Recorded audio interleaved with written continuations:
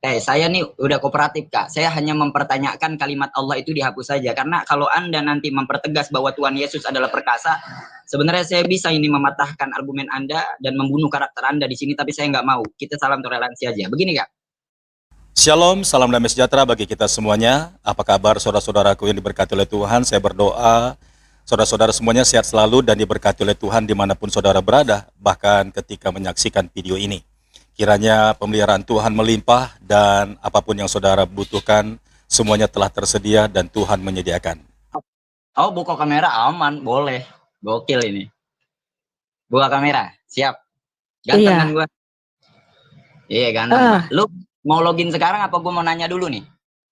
Nanya boleh ya? Login sekarang? Nanya boleh ya? Anak Batak mungkin di bawah dulu ya, nanti aku naikkan lagi. Boleh. Iya, sebentar. Ini kayaknya Akang Anom ini mau bertanya ya. Katanya tadi bawa bikingan katanya gitu. Bentar ya anak Batak ya itu ya. Nanti habis Akang Anom kita naikkan lagi. Ya gimana kabar Akang Anom? Mohon maaf ya, saya sudah lihat video. Apa namanya? Video Akang Anom. Jadi gini, bukannya saya nggak mau naik ke live-nya Akang Anom, tapi kan memang saya biasa buka room sendiri dan juga tadi saya ada kegiatan. Ini saya baru pulang, baru sampai rumah jam 10 malam ya, langsung saya live. Nah, tapi begini, saya kakak 160.000, saya 1,2 M followers, tetap ngebalas DM-an Kak. Kakak nggak ngebalas DM-an saya, gimana itu? Saya belum lihat DM-nya, saudaraku, mohon maaf. Saya cari tadi mana Akang Anom DM-nya. Saya cari-cari nggak ada gitu. Kalau ada pasti saya balas, saudaraku. Mungkin, tenggelam ya. Iya. Sorry ya, maaf ya. Pertanyaan saya begini. Ini pertanyaan yang mungkin boleh kakak balas nanti ya Kak ya. Pertanyaan saya sederhana Kak. Pertanyaan saya, siapa Yesus? Dan kalau Yesus itu adalah Allah yang memang disebutkan oleh kakak, Alkitab sendiri menolak ketuhanan Yesus. Misalnya, daripada kitab Santo Yohanes atau yang sering disebut Rasul Yohanes. Mohon maaf, di sini saya tulis materi dari kitab Alkitab karena memang saya nggak mahar, saya bukan ahli dalam debat lintas agama. Cuman di sini saya mahir dalam agama sendiri. Ada yang saya permasalahkan, yakni Yesus adalah Allah. Pertama, pada Matius 18:19, kemudian Markus 10:18, Matius 19:17, Markus 12:29, Matius 2:38, Lukas 10:21. Kemudian juga di sini saya membawa referensi dari Yeremia 10 nomor 6 dan Korintus 11:17, Korintus 12:16. Oke Bang, bentar gini Akang Anom. Satu-satu dulu ayatnya, kepanjangan banget. Saya akan bahas nanti semua itu. Tenang. Tapi gini, saya mau ini kan dulu Kang Anom ya. Kan Kang Anom bilang Mikana mengatakan Yesus adalah Allah gitu kan. Saya akan bantah gitu kan. Nah gini, itu kan iman kami. Jadi saya disclaimer dulu, itu kan iman kami kalau Yesus itu adalah Allah. Jadi kan harusnya saling toleransi gitu, karena kata Allah di dalam iman Kristen itu bukan nama, bukan proper name. Oke, saya tanya dulu Kang Anom. Kang Anom tahu nggak kata Allah ini muncul di abad keberapa? Oke, sekarang jelaskan dulu kaitannya antara Yesus dengan Allah. Karena yang saya tahu ya di sini, yang saya banyak di-tag oleh orang-orang adalah kata Allah itu adalah nama Lamdul Jalalah yang digunakan oleh kami atas dasar Tuhan kami mengambil daripada surat Al-Toha. Yang kemudian Anda di sini mempertegas itu dengan setiap live streaming menggunakan kata Yesus adalah Allah. Saya tegaskan lagi, saya bukan ahli dalam lintas agama, cuman di sini saya akan mempermasalahkan persoalan satu itu aja, Yesus adalah Allah. Silakan, fadhal. Oke. Jadi gini saudaraku yang baik hati ya kan. Kata Allah itu muncul di abad keempat atau awal abad kelima yang berasal dari bahasa Aram, yaitu Allah. Di mana? Tapi kamu jangan isap rokok, nanti aku kena ini pelanggaran. Tenang, ya elah takut amat. Lanjut. Oh ya. Jadi gini ya, kata Allah itu muncul di abad keempat atau awal abad kelima ya, dari bahasa Aram yaitu Allah, di mana orang Kristen sudah terlebih dahulu menggunakan kata Allah untuk Tuhan Yesus Kristus ya. Ini diserap dari kata Elohim ya, dalam bahasa Ibrani Elohim, bahasa Yunani Theos, bahasa Aram Allah ya. Jadi orang Kristen atau Arab Kristen, orang Aram sudah terlebih dahulu menggunakan kata Allah kepada Tuhan Yesus Kristus. Di mana kalau Arab Kristen sering menyatakan Yeshua al-Masih Allahu Akbar, ya, artinya Yesus Kristus Allah yang Maha Besar. Jadi ketika saya tulis di sini Yesus adalah Allah, Itu memang terbukti, tertulis di dalam Alkitab kami. Karena di Yesaya 44 ayat 6, Tuhan Yesus berfirman ya, saya baca aja langsung ya, biar nanti dipikir saya, oh karena itu asumsi atau apa gitu ya. Jadi ada dalilnya semua gitu. Saya baca dulu Kang Anom ya, Yesaya 44 ayat 6. Ya. Beginilah firman Tuhan, Raja dan Penebus Israel, Tuhan semesta alam. Akulah yang terdahulu dan akulah yang terkemudian. Kalau dalam bahasa Inggris, I am the first, I am the last. Atau akulah yang awal, akulah yang akhir. Tidak ada Allah selain aku. Nah itu firman Tuhan. Tuhan Yesus yang menyatakan, tidak ada Allah selain aku. Ya, Yesaya 43 ayat 10 sampai 13. Aku tetap Dia, kamulah saksi-saksiku. Akulah Tuhan, tidak ada juru selamat selain aku. Akulah yang memberitakan, yang mengabarkan dan menyelamatkan. Bukannya Allah asing yang ada di antaramu. Dan kamulah saksi-saksiku, akulah Allah. Itu firman Tuhan Yesus. Lalu bagaimana dengan Yeremia 10 nomor 6 bahwa dikatakan Tuhan Maha Besar tidak serupa dengan apapun. Kalau memang Tuhan Maha Besar dan tidak serupa dengan apapun, kenapa Tuhan menjelma sebagai manusia yang tadi kata kakak apa, inkarnasi. Padahal Tuhan itu mampu. Tuhan itu dalam kepercayaan kami, dalam kepercayaan kami, ya. Enggak, ini dengarkan dulu. Tadi kan kakak, sekarang saya. Santai, kita santai. Iya, silakan. Lalu bagaimana dengan Matius 18:19, permintaan mereka akan dikabulkan oleh Bapa Allahku di surga?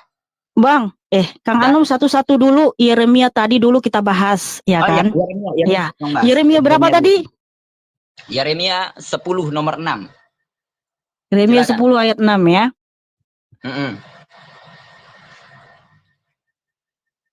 Ada banyak nih. Jadi tolong jangan turunkan saya, karena kalau kakak turunkan saya, wah bahaya, akun ini diserang nanti sama follower saya. Biar kita enak aja begini ngobrol. Iya, oke. Jadi Yeremia 10 ya.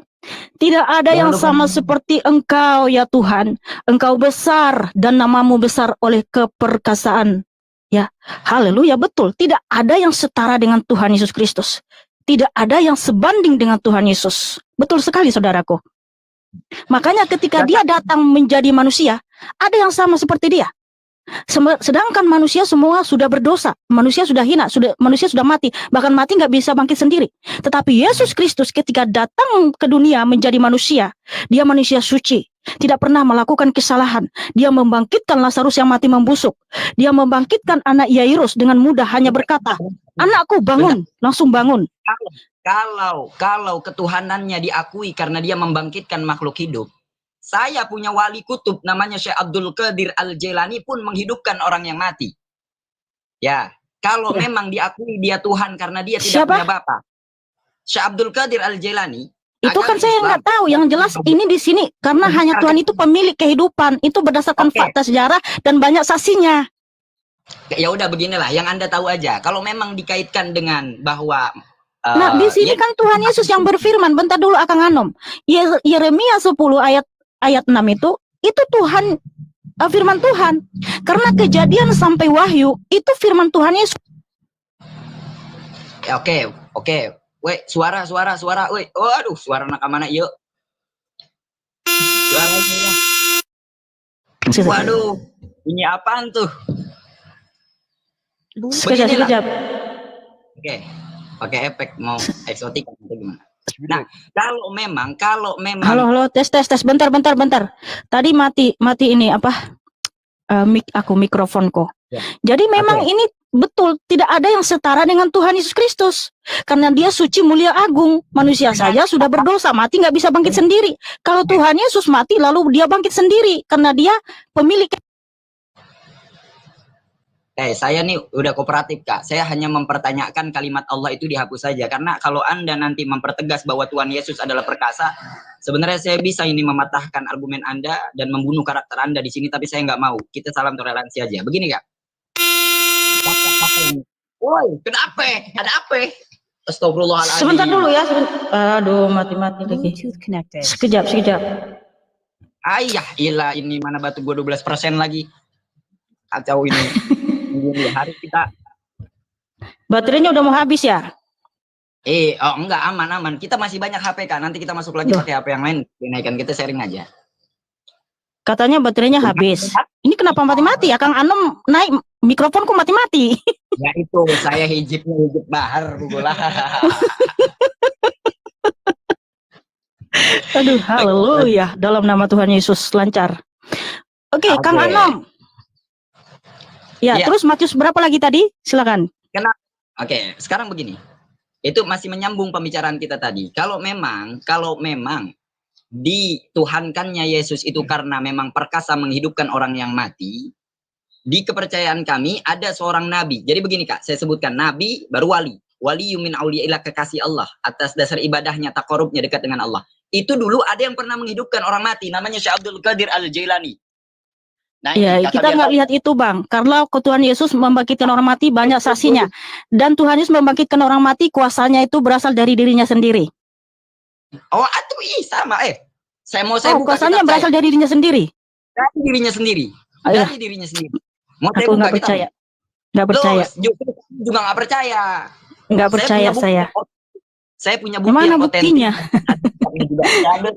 Iya. Ada data-data nggak? Ada data-data. Ada kitab Jawahirul Ma'ani. Itu buah karya dari Hadratus Syekh Romo Jawhar Umar bin Syekh Muhammad Ini kita nggak lagi lintas agama debatnya ya. Atau begini, begini. Saya tarik aja ke kesimpulannya. Oke, jadi Adam, itu kita itu nggak percaya. Tapi kalau yang di kitab ditulis di Alkitab itu semua ada faktanya ya. Bahkan Nabi Musa bisa membelah lautan, kuasanya dari.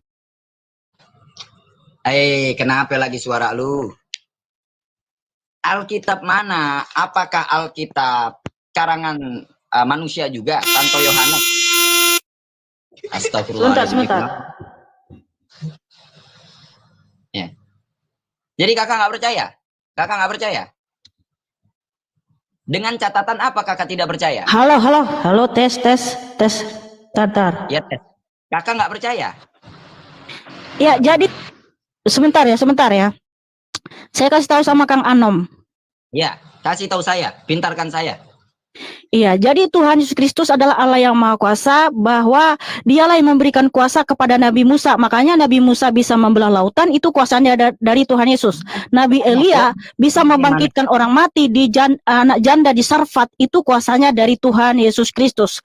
Kemudian Rasul Paulus bisa membangkitkan anak muda yang jatuh dari sotoh, itu kuasanya dari Tuhan Yesus Kristus. Kemudian Rasul Petrus bisa membangkitkan Dorcas, kuasanya dari Tuhan Yesus Kristus. Tuhan Yesus membangkitkan Lazarus yang mati membusuk 4 hari, kuasanya dari Tuhan Yesus Kristus gitu ya. Jadi semua fakta, ada banyak saksi-saksi gitu ya. Oke, silakan ayat yang lain lagi. Oke, kami yang juga tadi kamu bawakan itu. Loh, saya nggak bawakan ini. Oke, aman kalau gitu. Tadi aman, kan kamu bawa ayat-ayat semua itu. Dan makanya kalau udah selesai ayat-ayat itu saya jawab, sudah cukup. Itu cerita Nabi Isa alaihi salam. Itu cerita Nabi Isa alaihi salam. Nabi Isa alaihi salam bukan Tuhan Yesus Kristus.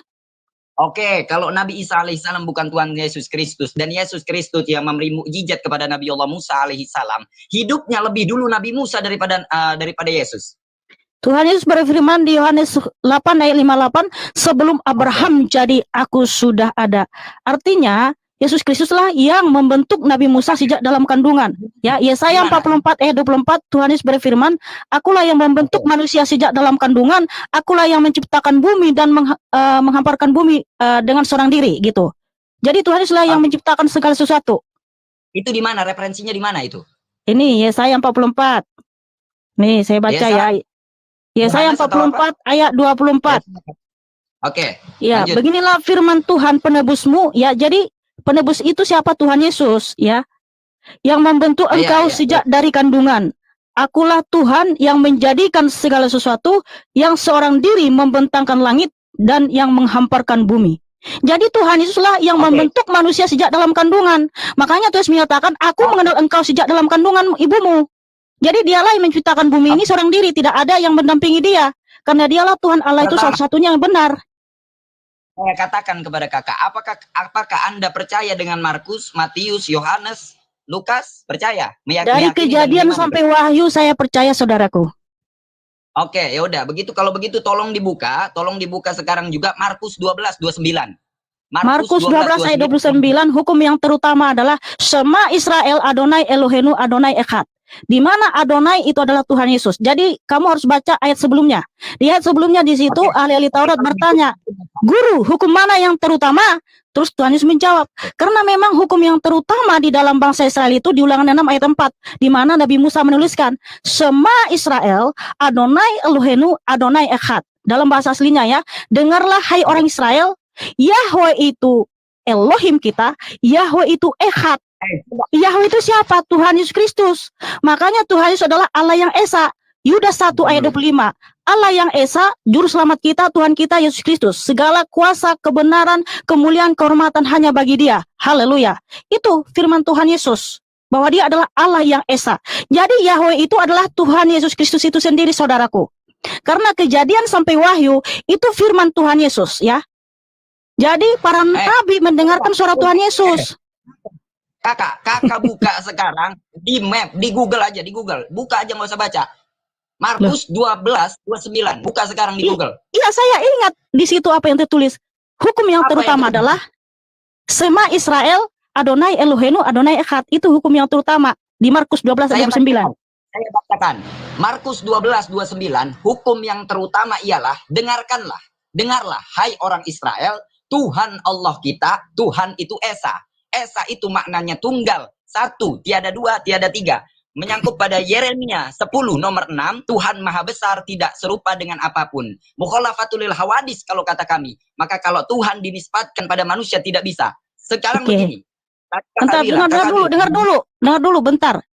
Itu di situ ya, kalau di dalam bahasa aslinya Tuhan Yesus itu mengutip di Ulangan 6 ayat 4 bahwa bahasa aslinya itu Sema Israel, Adonai Elohenu, Adonai Echad. Dalam bahasa Indonesianya, dengarlah hai orang Israel, Tuhan itu Allah kita, Tuhan itu Esa. Tetapi di dalam bahasa aslinya Tuhan di situ Yahweh, saudaraku. Yahweh itu Esa, Yahweh itulah Allah kita, Elohim. Memang Yahweh itu Esa, pertanyaan saya, kenapa di situ harus Allah? Kenapa tidak Yahweh? Kenapa tidak Bapa? Karena itu menyinggung kami sebagai orang Islam. Lah, tadi kan sudah saya jelaskan bahwa sudah diterjemahkan ke dalam bahasa Indonesia karena kata Allah itu muncul di abad keempat dan orang Kristen sudah terlebih dahulu menggunakan kata Allah kepada Tuhan Yesus. Jadi Tuhan Yesus itu Allah yang Esa, saudaraku. Sekarang coba ceritakan pada saya. Siapa Yesus itu? Yesus Kristus. Ya, Yesus Kristus, Yesaya 9 ayat 6 ya. Dialah penasihat yang ajaib, Allah yang perkasa, Bapa yang kekal, Raja damai. Yesus itu siapa? Yohanes 1 ayat 1. Dia adalah Sang Firman, di mana Sang Firman itu adalah Allah itu sendiri. Yesus itu siapa? Wahyu 19 ayat 16. Dia adalah Raja segala raja, Tuhan di atas segala tuan. Yesus itu siapa? Yesaya 44 ayat 6. Ya, Dia adalah Raja dan Penebus, Tuhan semesta alam. Dialah yang awal dan akhir, tidak ada Allah selain Dia. Yesus itu siapa? Yesaya 43 ayat 11 sampai 13. Dialah Tuhan dan Juru Selamat, tidak ada yang lain. Yesus itu siapa? Yohanes 14 ayat 6. Akulah jalan dan kebenaran dan hidup. Tidak ada seorang pun yang datang kepada Bapa kalau tidak melalui aku. Artinya tidak seorang pun yang datang kepada surga, ya, ke surga kalau tidak melalui Tuhan Yesus. Yesus itu siapa? Pemberi hidup kekal. Yohanes 10 ayat 28, Tuhan Yesus berfirman, Aku memberikan hidup kekal kepada mereka dan mereka pasti tidak binasa dan tidak seorang pun merebut mereka dari tanganku.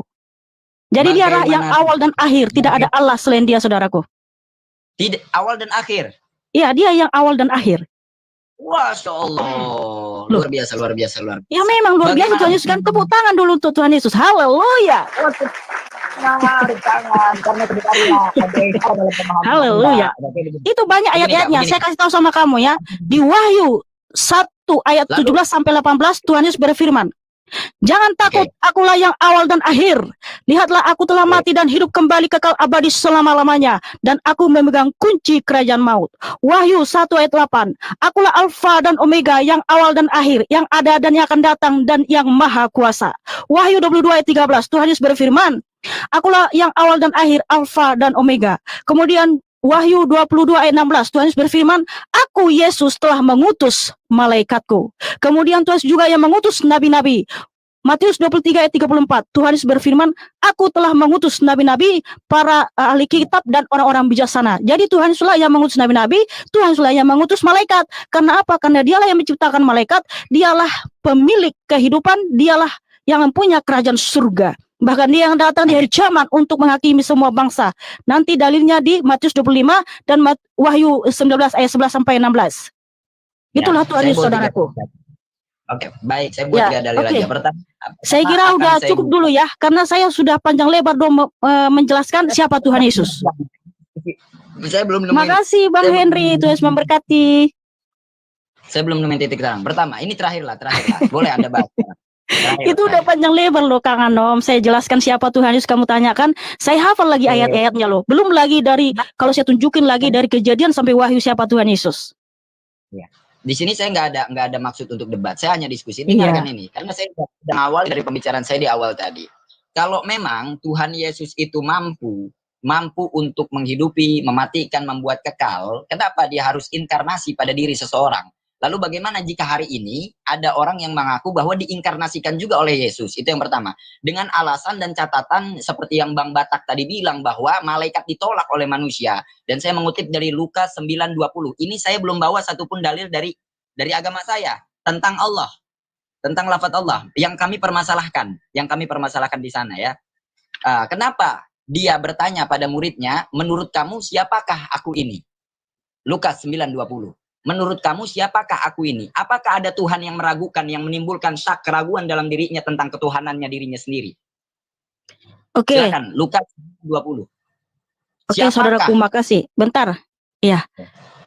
Nah, karena kan murid-muridnya ingin tahu siapa dia sesungguhnya. Menurut murid-muridnya ada yang mengatakan nabi, ada yang mengatakan ini, tapi Tuhan menyatakan tidak, dia bukan nabi. Tapi ketika Rasul Petrus mengatakan engkau adalah Mesias, ya Mesias, engkau Mesias. Hah? Oke Kak, maaf dipotong-potong. Bentar, maaf dipotong, karena udah dapat kan nggak boleh lama. Nggak boleh lama, batu saya 6%. Beginilah, kalau memang dia mengatakan bahwa dirinya sendiri adalah Yesus itu Allah atau Tuhan, lalu bagaimana dengan Matius 18:19, permintaan mereka akan dikabulkan oleh Bapa Allahku yang tadi sudah saya bahas. Dilanjutkan. Tunggu bentar, kita jangan ke situ dulu Kang Anom. Tadi saya jelaskan dulu yang tadi kenapa Tuhan Yesus bertanya kepada murid-muridnya. Nah, ketika murid-muridnya mengatakan dia nabi, Tuhan Yesus enggak ini, maksudnya saya bukan nabi loh. Kenapa kamu katakan aku nabi? Tapi ketika dikatakan engkau adalah Mesias, anak Allah yang hidup, Tuhan Yesus menyatakan, yes, haleluya. Karena apa? Karena dialah memang Mesias. Dikatakan anak Allah, karena ketika Allah itu datang menjadi manusia, maka dikatakan anak Allah. Kenapa? Kalau anak Allah sudah pasti Allah. Jadi siapa Mesias? Siapa juru selamat? Kan Tuhan sudah berfirman ya, Allah Bapa sudah berfirman, Yesaya 43 ayat 11 sampai 13, bahwa dialah juru selamat, dialah Mesias, tidak ada yang lain. Makanya ketika Rasul Petrus mengatakan engkau adalah Mesias, juru selamat, makanya terus menyatakan, berbahagialah engkau Petrus, ya, dan di batu karang ini aku akan mendirikan jemaatku dan alam maut tidak akan menguasainya. Kenapa? Hanya Allah itu sendiri yang akan mendirikan jemaatnya dan alam maut pasti tidak menguasai gerejanya. Gereja itu kami sendiri, saudaraku, bukan gedung. Ya, yang percaya kepadanya itulah gereja. Oke, saya rasa saya jelaskan dulu ya, satu lagi saudaraku. Kamu kan bertanya kenapa Yesus itu harus inkarnasi. Dia sebenarnya bukan mengambil jasad orang lain, tapi dia sendiri yang mengosongkan diri, turun ke dunia menjadi manusia. Karena apa? Gini, saya kasih tahu samamu. Kalau Tuhan Yesus tidak datang menjadi manusia untuk menyelamatkan anak-anaknya yang sudah mati, dia tidak rugi. Dia tetaplah Allah yang Maha Kuasa, bertahta di dalam kerajaan surganya. Tetapi yang rugi siapa? Yang rugi adalah manusia itu sendiri. Kita akan mati kekal dalam dosa-dosa kita, ada di kerajaan maut tersisa. Tetapi karena begitu besar cinta kasihnya kepada kita, dia turun dari surga menjadi manusia untuk menyelamatkan anak-anaknya yang sudah mati. Karena apa? Tidak ada yang bisa menebus manusia yang sudah mati dari hukum Tuhan selain Tuhan itu sendiri. Dari hukum yang mana? Kejadian 2:17. Gini, saya kasih tahu sama kamu. Tuhan Yesus menciptakan Adam dan Hawa dirancang untuk hidup kekal, bukan untuk mati. Tetapi Tuhan juga mempunyai ketetapan atau hukum ya. Hukumnya atau ketetapannya ada di Kejadian 2:17. Tuhan memberikan ketetapan kepada Adam dan Hawa ya. Tetapi pohon pengetahuan tentang yang baik dan yang jahat itu janganlah kau makan buahnya, sebab pada hari engkau memakannya pastilah engkau mati. Ini hukum ketetapan, tidak bisa ditarik kembali. Nah sayangnya, mirisnya, Adam dan Hawa melanggar hukum ini karena disesatkan oleh iblis. Sehingga Adam dan Hawa melanggar hukum ini sehingga Adam dan keturunannya mati ya. Karena Tuhan Yesus adalah Allah yang maha adil, maka hukum ini berlaku bagi Adam dan semua keturunannya. Karena apa? Roma 3:23. Semua manusia telah berdosa dan telah kehilangan kemuliaan Allah. Makanya kenapa manusia mengalami kematian? Karena dosa Adam dan Hawa. Karena upah dosa itu adalah maut ya. Nah manusia itu kan sudah mati. Tuhan kan nggak bisa menarik hukumnya. Karena dia maha adil. Kalau tiba-tiba nih Adam dan Hawa bilang gini, Tuhan ampunilah saya berdosa telah melanggar hukum-Mu di Kejadian 2:17. Apa bisa Tuhan mengatakan, oh ya sudahlah saya ampuni kalian nggak jadi mati, kalian hidup kekal selamanya, hukumku di Kejadian 2:17 saya tarik kembali. Oh tidak. Tuhan Yesus adalah Allah yang maha adil, Allah yang setia kepada hukumnya, makanya dengan keadilannya manusia mengalami kematian dan semua keturunan Adam dan Hawa. Tetapi Tuhan Yesus juga Allah yang maha kasih. Dengan kasihnya dia berinisiatif, dia turun menjadi manusia untuk menyelamatkan kita supaya kita bangkit hidup kembali. Karena apa? Manusia bangkit hidup kembali harus melalui darah yang kudus. Karena di Kejadian 2:17 kata mati di situ ya, kita berhutang nyawa kepada Tuhan supaya kita bangkit kembali. Tapi karena semua manusia sudah berdosa, tidak ada lagi yang suci, maka harus Tuhan itu sendiri yang datang menjadi manusia, karena tidak ada yang setara dengan dia. Jadi mau malaikat, mau nabi, tidak bisa menebus manusia yang sudah mati dari hukum Tuhan, selain Tuhan itu sendiri. Jadi melalui dialah kita selamat. Jadi Tuhan itu sendiri juga mati. Begini Kak, begini, sebelumnya saya potong. Ini saya tidak cukup merasa puas dengan waktu. Satu, HP saya lobet juga. Kedua, kakak pun di sini tidak. Ya, jadi saya mintalah kapan waktu kita bisa diskusi berdua aja. Jadi kakak jangan buka tanya jawab. Saya tetap memperteguhkan dengan kata Allah yang ada di sini. Tapi besok akan saya bawa referensi dalil dari alma saya. Sekarang kan saya hanya bertanya melalui versi dari Yohanes, dari Markus dan Lukas dan lain-lain. Kapan kakak ada waktu? Ya, kalau saya sih setiap hari live saudaraku ya. Kalau Anda bertanya tentang Alkitab, saya akan jawab dengan senang hati. Tapi mohon maaf, kita tidak akan memperdebatkan kitabmu gitu ya. Silakan apapun yang ditulis dalam kitab saudara, silakan imani. Kalau Anda bertanya tentang Alkitab, dengan senang hati saya akan jawab. Oke, siap. Ya, gitu. Lalu bagaimana? Jadi Yesus itu kekal, tapi dia mati. Nah, tadi kan saya sudah baca Wahyu 1:17-18. Jangan takut, akulah yang awal dan akhir. Aku telah mati, namun lihatlah aku hidup kembali kekal abadi selama-lamanya. Dan aku memegang kunci kerajaan maut. Jadi waktu Tuhan Yesus mati di atas kayu salib, ya, dia turun ke dalam kerajaan maut, dia membebaskan roh-roh yang tertawan di kerajaan maut. Sehingga ketika Tuhan Yesus bangkit, ada juga yang bangkit. Jadi dalilnya nanti baca di Matius 27 ayat 50-53 ya. Ketika Tuhan Yesus mati dan bangkit pada yang ketiga, kuburan-kuburan terbuka dan ada yang bangkit.